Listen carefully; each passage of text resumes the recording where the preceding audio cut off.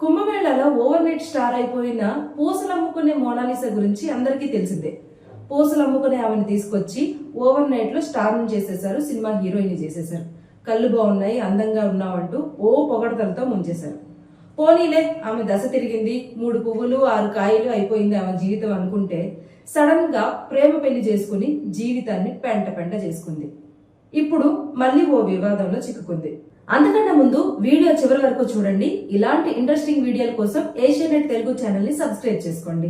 సినిమాలు చేసి స్టార్ అవుతుంది అనుకుంటే సడన్ గా ఈ ప్రేమ పెళ్లి, లవ్ జిహాద్ వంటి ఎలిగేషన్స్ తో మోనాలిసా వార్తల్లోకి ఎక్కింది.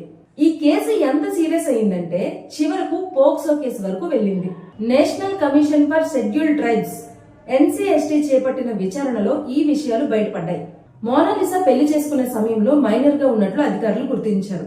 చట్టపరంగా ఆమెకు వివాహ వయసు లేకపోవడంతో ఎవరైతే ఆమెను పెళ్లి చేసుకున్నారో అతనిపై అధికారులు పోక్సో కేసు నమోదు చేశారు.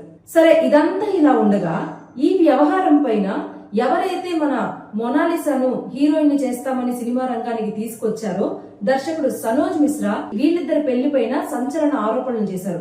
వీళ్ళిద్దరి పెళ్లి లవ్ జిహాద్ అని స్పష్టంగా చెప్పారు. ఈ సనోజ్ మిశ్రా లవ్ జిహాద్ ఆరోపణలు చేయడంతో దేశవ్యాప్తంగా సంచలనం రేగింది.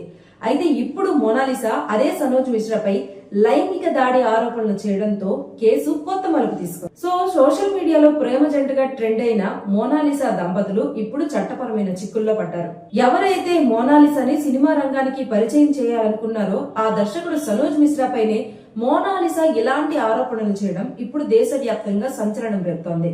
తనను అసభ్యంగా తాకారంటూ మీడియా ముందుకొచ్చి కన్నీళ్లు పెట్టుకుంది. ఇప్పుడు తాను చేసుకున్న పెళ్లి కూడా లవ్ జిహాద్ కాదని చెప్తోంది. మరి ఈ వార్తల్లో ఎంత నిజం ఉంది? ఆమె చెప్పింది నిజమేనా? ఇది లవ్ జిహాద్ కాదా? सब दिखावा है, सब झूठे, उनको सिर्फ और सिर्फ पैसे चाहिए, बच्चों से कोई मतलब नहीं है। मेरी फैमिली वो जो बोल रही है ना, वो तो मैं भी, मेरी मम्मी कहाँ गई थी? बचपन से मैंने माँ का प्यार क्या देखा होगा। जब मैं किसी बच्चे को माँ के साथ देखती थी ना, वहाँ रोती थी कि भगवान आज मेरी माँ मेरे साथ रहती तो मैं क्या कुछ नहीं। लेकिन माँ तो ड्रिंक करना, पापा है तो दूसरी औरतों के साथ रहना। मेरे तीनों बहन भाई को सिर्फ और सिर्फ मैंने पाला, और कैसे पाला है सिर्फ मुझे पता है कि मोनालिसा ने कैसी कैसी तफलीक देखी है। और जो सनोज मिश्रा है ना, वो मेरी फैमिली को डरा रहा है, धमका रहा है कि नहीं मेरी मूवी 10 करोड़ की है, लेकिन सनोज मिश्रा की मूवी 3 लाख रुपए की भी नहीं है। सनोज मिश्रा पूरे दिन मुझे सोने नहीं देता और चुपके से एक सीन निकालता है।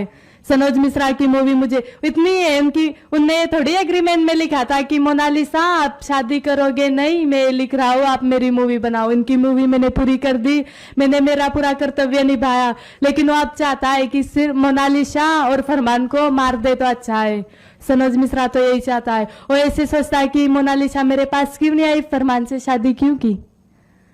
सनोज मिश्रा ऐसा है। और मेरी फैमिली जो बोल रही है ना, मीडिया के सामने सब दिखावा कर रहे हैं, लेकिन वहाँ सर सब ड्रिंक कर रहे हैं, डांस कर रहे हैं। चाहे तो हमारे पास वीडियो भी है, सब आप देख सकते हो।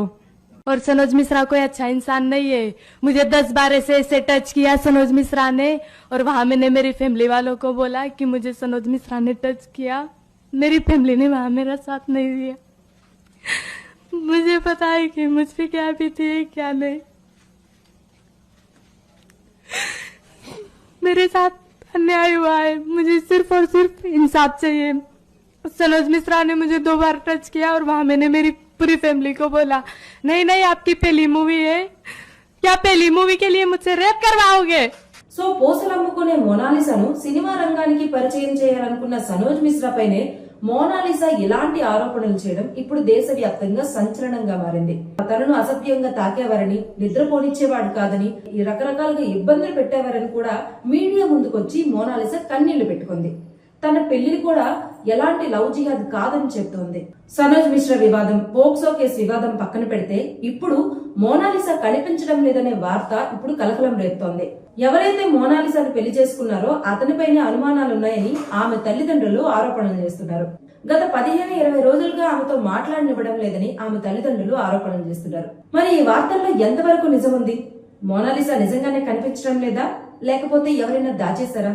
ఆమె పెళ్లిపై వస్తున్న ఆరోపణల్లో ఏ మేర నిజాలున్నాయి? సనోజ్ మిశ్రాపై చేస్తున్న ఆరోపణలు అవాస్తవాలా, వాస్తవాలా? వీటన్నిటి గురించి తర్వాతి వీడియోలో తెలుసుకుందాం.